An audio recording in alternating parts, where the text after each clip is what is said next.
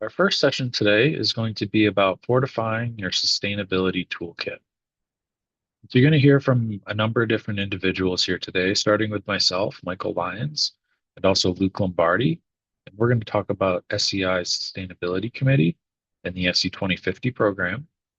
And then we'll go over to Rachelle and Tom, who are going to talk about the Carbon Leadership Forum. And then Kelly is going to talk to you about NCSEA. And Rossella is going to talk about iStructE. And finally, we're going to end with Pengfei, who's going to talk about the Canadian Structural Engineering Association. So starting off with SEI's Sustainability Committee. Our committee first formed back in 2005, so we're actually celebrating our 20th anniversary this year.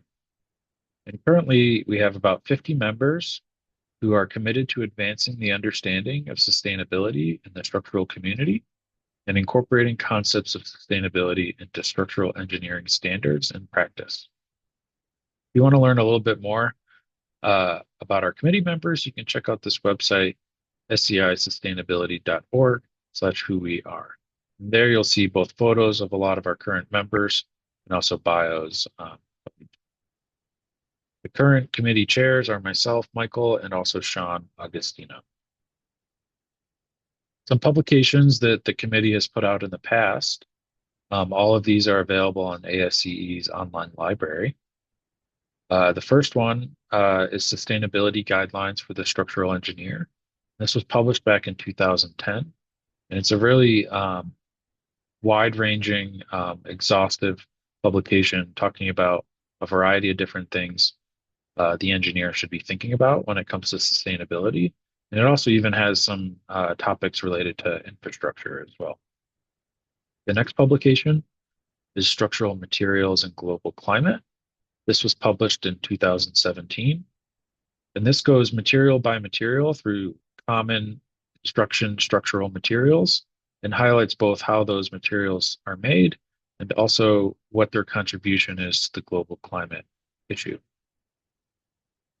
The final resource that I have here is the Whole Building Life Cycle Assessment Guide, which was published in 2018. This includes a variety of different strategies that you may want to consider when you're conducting an LCA, and also goes into detail about defining a reference building structure. As a committee, we have had a long-term commitment to education. If you look on our website on seisustainability.org/committee publications, you can see a variety of different magazine articles, conference presentations, webinars, and case studies that we've put out in the past. Two more recent articles that we published in Structure Magazine include one about circular construction, highlighting a case study based out of Boulder, Colorado. And we also just released part 2 of a 3-part series that we've been working on related to structural thermal bridging. As a committee, we've also started to step more into the realm of codes, specifically putting out a pre-standard for assessing the embodied carbon of structural systems for buildings. And so this pre-standard we've been working on for a few years now, and it's actually going to be made available again through the ASE library in Q2 of this year. And we anticipate that that will actually be free of charge for you to download. Looking forward, looking into the future as a committee, we're starting to think about what are the new and emerging topics that people need guidance on in the realm of sustainability. We've already started brainstorming the idea of publishing some circular economy guidance, also some thermal bridging best practices, and finally, a life cycle assessment guidance that would directly support that pre-standard that's coming out this year with detailed information. The last thing I want to talk about here is this event that occurred last summer. The SEI's workshop towards zero carbon that was held at Northeastern University. I've personally come to see this as a consensus-driven guiding light for our committee. And it really, over the course of 2 days, a large group of industry professionals in the realm of sustainability got together and really came up with a brainstorm of what problems we need to solve through SEI and in general. And so that's what I look at from a committee standpoint, uh, look to as we create our goals moving to the future. And I do believe in the closing remarks, you'll get a little bit more info on this event. Now we'll go over to Luke. Thanks. The next resource is not so much a living resource, but a monthly newsletter, which is a great place to stay up to date with the latest news on embodied carbon, as well as program updates. And my favorite part is there's a signatory spotlight. So monthly, we highlight one firm who's been doing great work, and they get to share a little bit about exhibit the work that they've been doing.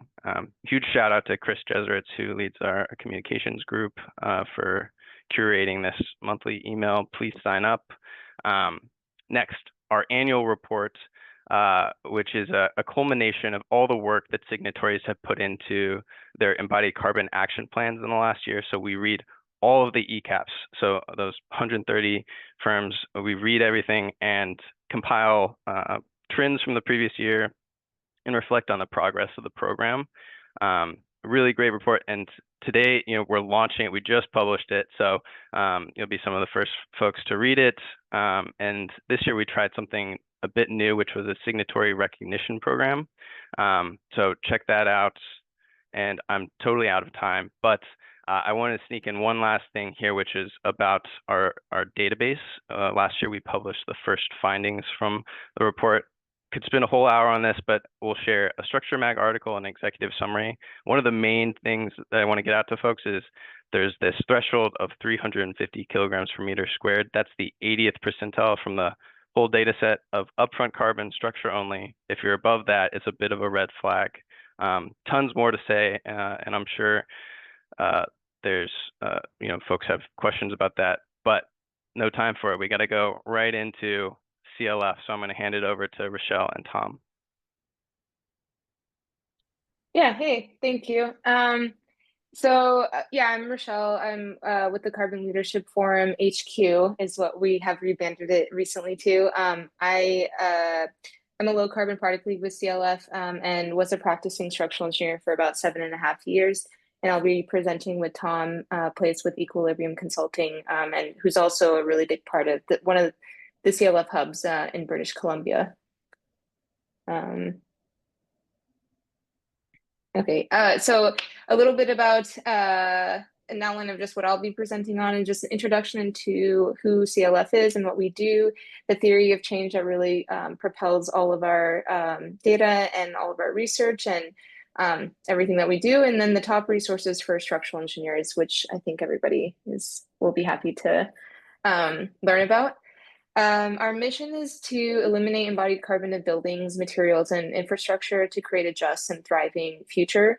CLF had been hosted at the University of Washington for the last 10 years, and last year we split from being hosted at UW and became an independent nonprofit organization, but we still have the same goal of pursuing the elimination of embodied carbon. And we have a lot of hubs. We started off as just one hub, now has kind of ballooned into almost 30 hubs across 3 different continents.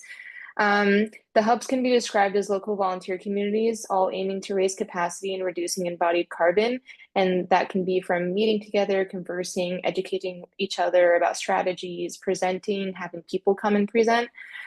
They are really powerful. Like I was a part of the CLF Los Angeles hub, and it's a really great community, and it's very welcoming, and it's welcoming for anybody in the industry. It's unique in that it's not just for structural engineers, it's not just for architects.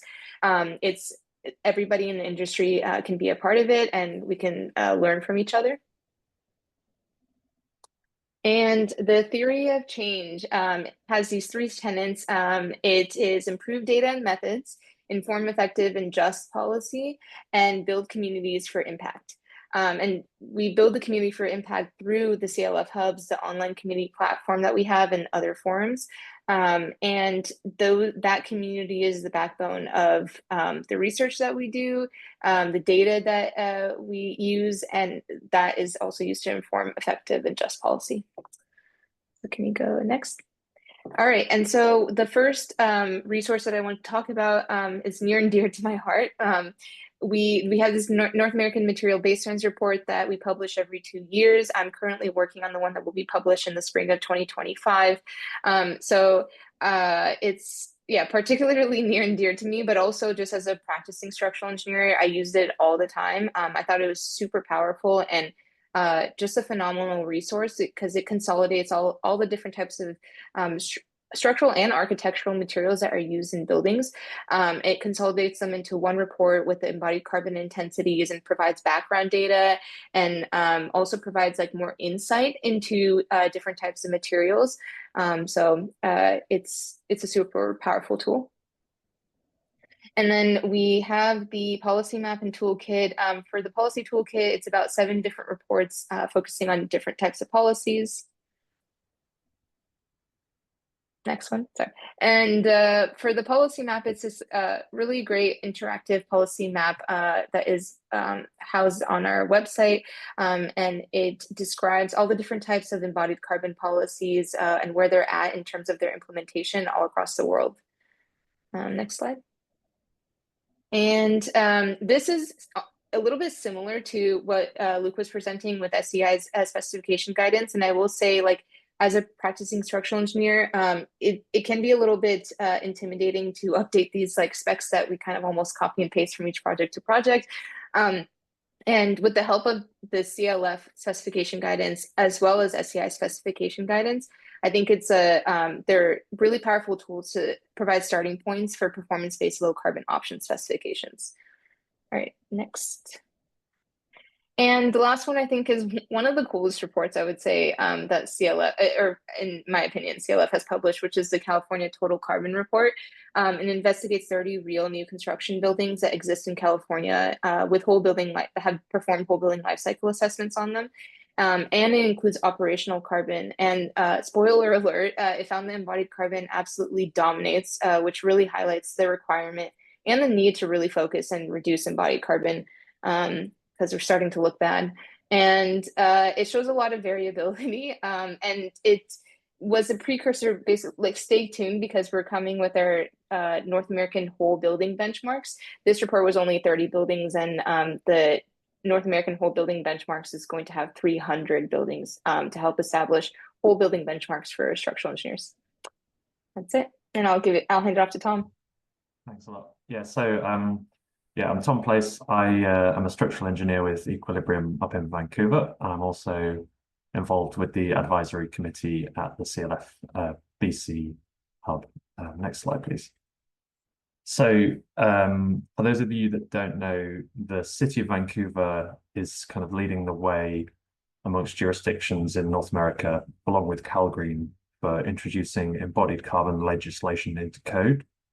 So as things stand right now, for rezoning applications and a building permit in the city of Vancouver, projects must demonstrate that they are below an embodied carbon threshold.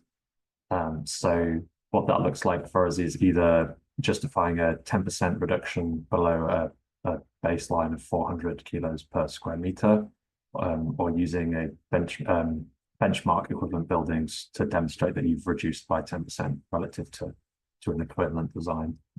So the city's also providing leadership credits, seeking to gather additional data on extra elements, so landscaping, MEP design, transportation to site, to try and encourage the industry to broaden the data it's collecting on embodied carbon. And the CLF team up at the advisory committee of the CLF at BC have been pretty fundamental in helping guide the city of Vancouver to achieve regulations that are going to be realizable for real projects and are kind of palatable for the industry.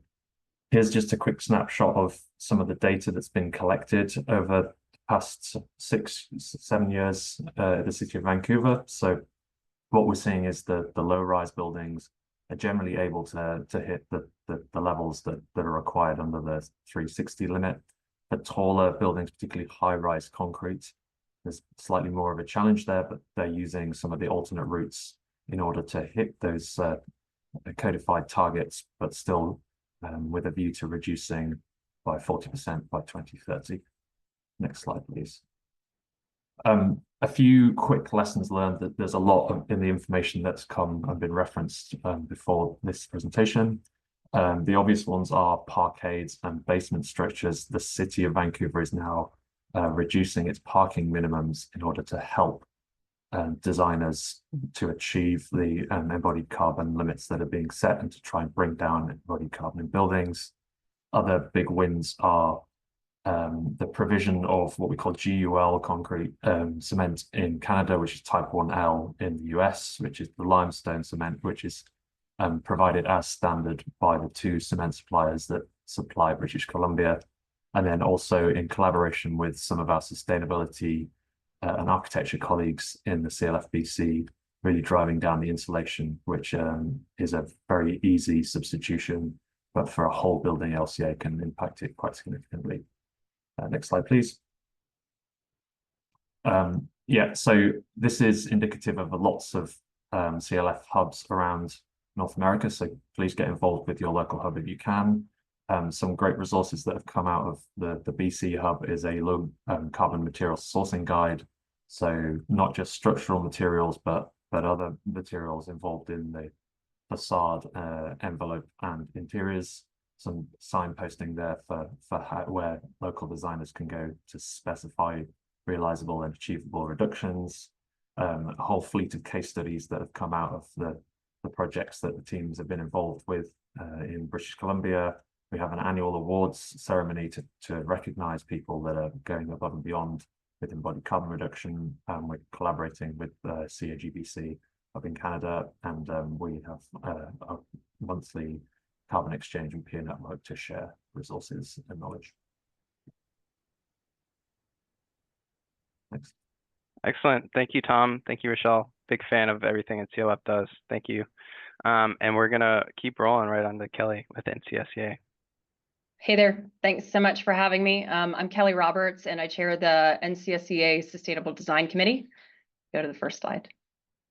NCSEA is the National Council of Structural Engineering Associations and represents 44 state structural engineering associations, or SEAs, throughout the United States. The National Sustainable Design Committee promotes sustainable design practices within the profession of structural engineering through leadership, advocacy, outreach, and education. You can go to the next slide. It also serves to support the formation of local sustainable design committees within each SEA at the local level, because we really believe that sustainability really happens on a local level, and it's really specific to the places that all of you live. So the idea is to support the formation of local committees. The national community then serves as both a community and a resource and conduit to share information between the national and local sustainable design groups. So it's really there to support the local sustainable design groups. The goal is to provide education, resources to all engineers within a community that they're already a part of, their local SEAs. To that end, we have over 30 representatives. You can go to the next slide, representing over 20 SEAs. And you can go advance to the next one too. So this is all the places that we have representatives, and this is the all the places that we have sustainable design committees. And what's great is that we formed over 15 local sustainable design committees, and this community is, the vast majority of them are members from small to mid-sized engineering firms across the United States. And some are relatively new to the sustainability conversation and movements like SE 2050. So our goal of bringing more engineers into the conversation is really working through this type of engagement. You can go to the next one. Our committee meets once a month, and we have several active working groups, including communication, policy, specifications, and resources. I'm sure this mirrors a lot of other groups. So I'd like to highlight a couple important resources that have been created by these working groups. You can go to the next one. First, if you haven't already signed up to receive NCSEA's Structural Connection newsletter, I highly recommend it for general structural engineering news and resources. It's a weekly newsletter, and once a month, there's a sustainability spotlight where we publish news or links to resources related to sustainability. And in general, in addition to just general news, this is where we also publish information about any upcoming webinars or presentations, since that is a big focus of the committee, is just providing general education. Last year at the NCSEA Summit, we had 4 presentations from our committee and hosted a 3-part material webinar series the year before that. It's really important that we continue the education overall.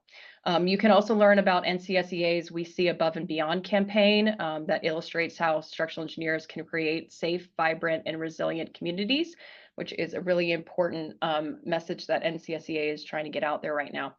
So if you're looking just to stay informed, you can find that within Structural Connection. You can go to the next one. So this past year, our specifications committee was really hard at work creating a comprehensive concrete performance specification guide. Hopefully a lot of you have seen this. The guide serves as a consolidated resource for the practicing structural engineer to performance specify concrete for specifically building projects. It provides a summary of the different properties that engineers need to consider when specifying concrete and addresses how these properties and the choices that they make for a project are related to performance-based criteria and also embodied carbon. Next slide. The document has 2 primary components. You're looking at an example concrete class table, and then there's also an informational list of relevant concrete properties. The concrete class table is given to really show the minimum criteria required to performance specify concrete, and it gives a format that we recommend be adopted across the industry. The idea here is that if we're all adopting similar formats, then ready-mix producers are used to seeing that format and they know how to respond. This is a table that should be modified for every project, and by no means a cut and paste, but you should consider it as a template for your organization. And you can go to the next slide. The remainder of the document then presents relevant concrete properties and provides references and commentary related to typical properties that engineers may consider specifying on their projects. The commentary section summarizes the reference material and provides a bunch of context on the what, when, why, how for each property. So I hope that you guys will find this really informative. This guide can be downloaded from the NCSEA website. If you go to the Sustainable Design Committee page, you can find this resource there, and I hope you find it useful. And then finally, our policy group was hard at work last year. The policy group is actually a combined working group that's shared between SEI and NCSEA so that we do not duplicate resources. That was a really big, important goal behind starting the NCSEA Sustainable Design Committee, was to ensure that we were working symbiotically with the SEI Sustainable Design Committee. And one of the things that has come out of that is this SE Policy Collaborative. This group has been really hard at work on a joint statement on sustainable design practices that will hopefully be a shared statement between SEI and NCSEA on sustainable design practices for the industry. They've also presented in various forums and will be presenting this year in NCSEA webinars that you can hear about from Structural Connection. And then they also worked on the policy landscape portion of the SE 2050 website, incorporating a view of the CLF map that was presented earlier into the SE 2050 website.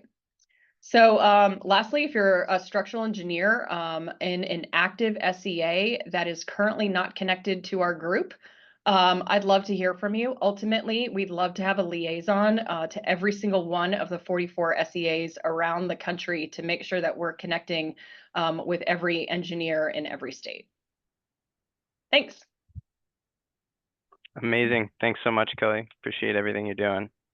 All right. We're going to pass it overseas to Rossella. Hello, everyone, and thanks for inviting me. It's a pleasure to speak to all of you today. So my name is Rossella. I'm based in London, and I'm here representing the Institution of Structural Engineering. And I'm part of the Climate Emergency Task Group within the institution. I'm also a practicing structural engineer, chartered in the UK, but also licensed in the US. And my current position is leading a sustainability department in UK contractor Laing. Next slide, please.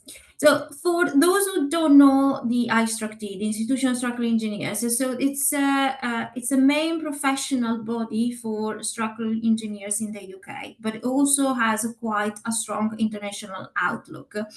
The body has a mission to secure a safe and sustainable society by advancing structural engineers. And today, ISTRUCT has about 30,000 members, with 20,000 in the UK, and the remaining spread across 112 countries. So really a growing player in the global engineering community with a lot of different contacts and network and collaboration opportunity in structural engineers, but also like in the wider construction industry and other disciplines. So in terms of sustainability, the ISTRUCT made a conscious decision about 5 years ago to really like up the game for the profession. First in embodied carbon, but then the wider sustainability aspect for structural engineers. So what you see on the screen is pretty much like the effort that the institution has put in all its activities for its members, for the community, and for the profession. As most professional bodies, ISTRUCT is organized across multiple members group. We have committees, we have panels, we have a governing board. But sustainability spread across a lot of the activities of those groups. And that is mostly coordinated by a special task force, which is the CETG, the Climate Emergency Task Group. That has a number of practicing structural engineers, as well as a permanent member of staff for the institution, Will Arnold, Head of Climate Action. In terms of the specific activities over the last 5 years, as you can see, this pyramid is about setting standards, raising standards and guidance, support the wider profession, and an emphasis on collaborate and influence the wider industry. In terms of setting the standards, that is pretty much setting the basis for what it means to be a structural engineer professional, starting from education to continuous professional development, to what it means to become a chartered, which is in the case a licensed structural engineer, and that means really revisiting all the procedure and basic requirements for access to the profession.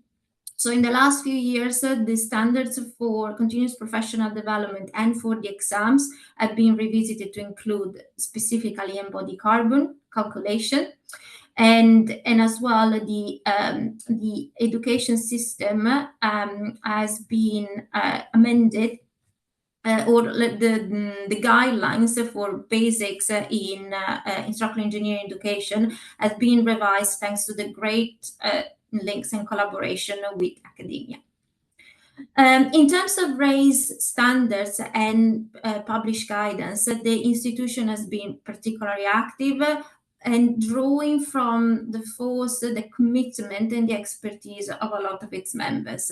So over the last 5 years, really more than 100 different articles, papers have been published, most of them in the flagship Structural Engineering magazine, but also on the website, and most of them are free even for non-members. Then a series of flagship publication, which we'll talk about it later, has also been produced during this period, and really like that has been an important source of advancing the profession through a lot of different activities. In terms of wider linking and joining across all the practicing structural engineers, similar to what you heard from my other fellow panelists earlier, linking up all practitioners is important. So as part of this, there is a community called Structural Engineers Declare on SED, that again, like is a consortium of different companies that sign up to advance the sustainability agenda, collaborate and share resources and opportunities. And for this, there is an annual summit with a lot of interesting speakers and opportunities.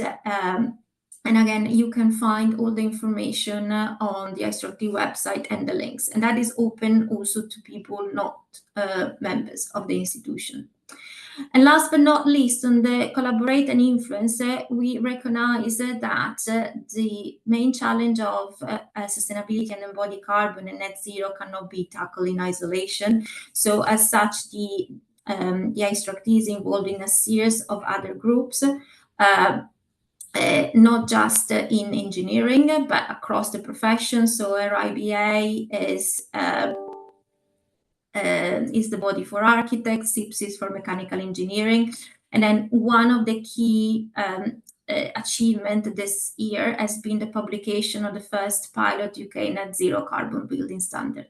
Again, this can be easily downloaded online, and it's free, and it's the first pass really to a more encompassing legislation for embodied carbon. In terms of key resources, so I want to signpost two that are free for non-members.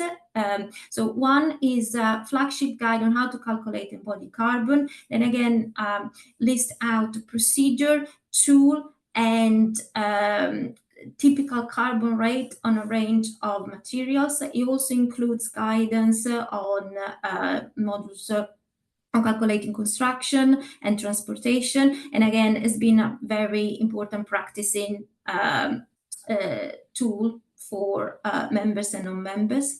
And a companion to this is the structural carbon tool, now at this version number 3, which is an Excel-based tool that allow engineers to put a bill of quantities, assign materials, and then drop down menu for embodied carbon rates, and you can put in there different schemes, and it gives you at the end a comparison table. Again, these resources are free to members and non-members, and can be downloaded from the ISRT website. Next one, please. Then, in terms of key members' resources, as I said earlier, the last 5 years have been quite an exceptional effort of producing materials. So guidance paper, articles, an embodied carbon basic course, again, available for free to members, and a number of different development and training opportunity, as well as other flagship publication, not necessarily just on carbon, but on a wider range. So, for example, circular economy, but also regenerative structural engineer. There is a number of different hybrid events and seminars, both in the UK and internationally. What you see on the screen is one big effort in putting all the resources that have been published on the ISRT in a clickable PDF.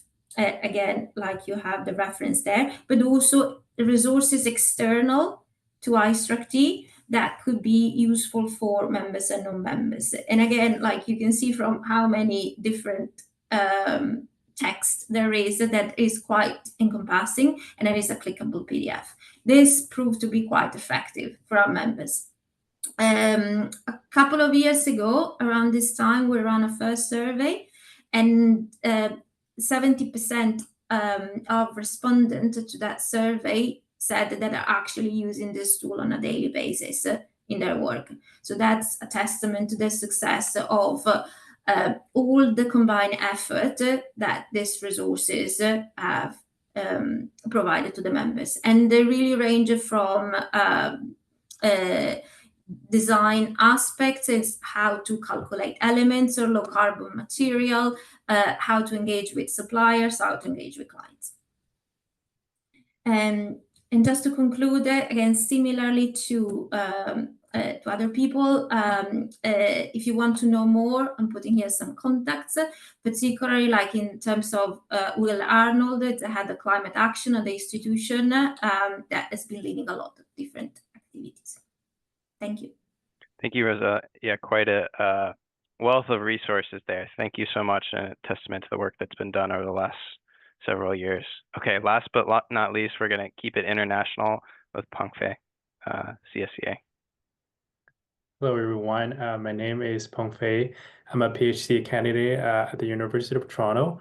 Today, it's my pleasure to represent my association, SEI, to talk about a little bit about our association and the effort we did on sustainability.